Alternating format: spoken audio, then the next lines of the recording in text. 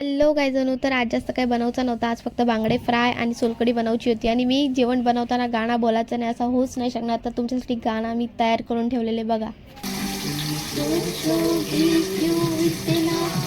मैं तुमसे प्यार करूं, तुम समझोगी दीवाना, मैं भी इकरार करूं. दीवानों की ये बातें दीवाने जानते, जलने में क्या मजा है परवाने जानते. तुम यूं ही जलाते रहना आकर ख्वाबों में. तर गायचानू गाणं कसा वाटला तर नक्की कमेंट करून सांगा. आणि हय मी बस मासे माझे फ्राय करून झालेले आणि मी सोलकढीची तयारी करी होते. सोलकढी पण माझी बरीपैकी तयार झालेली.